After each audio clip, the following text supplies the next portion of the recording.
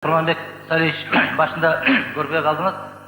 Тышқы іштер министрлігінің өкілі дағы, анан жаңағы сіздің отделіңіздің басшысы да бұл жерде эми Құдай сақтасын да чет өлкөдөн бирөө катышып отырған болса, Кыргызым айдан айын аман болуп ушундай жигиттермен иштеп жүргөн деп батасын бергенден башка эч нерсе дебейт. Эч бир депутаттын суроосуна толук канааттандырарлык жооп ала алган жокпуз. Бул эмне деген сөз? Да шашылыш болуп калды. Вариантты ким даярдады десек, мына МИДтин өкүлү айтып атат, Ташкенттен алар даярдап көтөрүп келишти дейт. Себеп Баткен, Хайдаркон, эмне бүт баары өзбекче аталып тургандан кийин ушунун өзү белгилүү болуп отурат. Эгер моюндарын алып аткандан кийин Ташкенттен даярдалып келинди, анан шашылыш түрдө 2 күндүн ичинде кол коюлуп калды деген, бул Кыргызстанды ущемляющий положение коет деген. Экинчи маселе, сиз айтып атасыз, мен абдан жакшы переговорду жүргүздүм, Аскар Акаевич мени мактады деп атасыз. Аскар Акаевич дагы аман эсен болсун. Бүгүн бир чектилик кетирип койдуңуз. Бұл эме намерение да, ниетибиз ушундай, тигиндей мындай деп.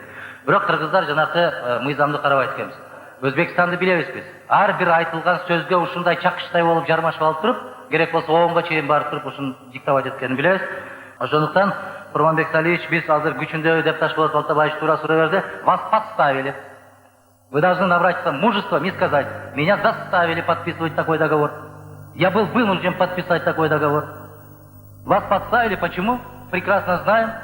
Я как только назначили вас премьер-министром, тогда говорил, если вы не будете настаивать в своем праве, как премьер-министра, как глава правительства, вы будете очередной жертвой, где-то к осени, к октябрю вы вынуждены будете подать в отставку. Потому что палата должен требовать в отставку такое правительство. Меморандум дегенге жыйынтыгын билбей туруп, ушул жерде отуруп алып, могул жерде откуда вы откапываете таких кадров деп, я всегда задаю вопрос. Жакшы киши, но часто же говорим, жакшы киши деген профессия жок. Нету такой должности жакшы киши. Сиз айтып аткандай жанагы меморандум, это протокол намерения деген, это обман. Это очередной обман. Өзбекстанды билебиз деп атам, мен дагы бир жолу кайталайын. Каримов это не Аскар Акаевич, Өткөр Султанов это не Курманбек Сәлиевич. Айкөл, көкрөктөр ачык, дасторконун жайып, келиңиз деп тосуп ала тургандай. Жок. Раз они подписались, чакыштай гана жармашат дагы, и завтра будет обращаться они ООН. Мы прекрасно знаем.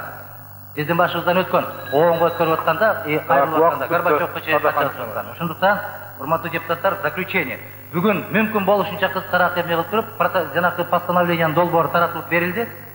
Мы должны потребовать в отставку. В данном случае Министерство иностранных дел. Почему они не готовили? В данном случае персональная ответственность премьер-министра. Если вынудил Аскар Акаевич, как глава государства, и вы, Курманбек Сәлиевич, должны говорить: да, я жертвую должностью, но для меня дорога моя отчизна.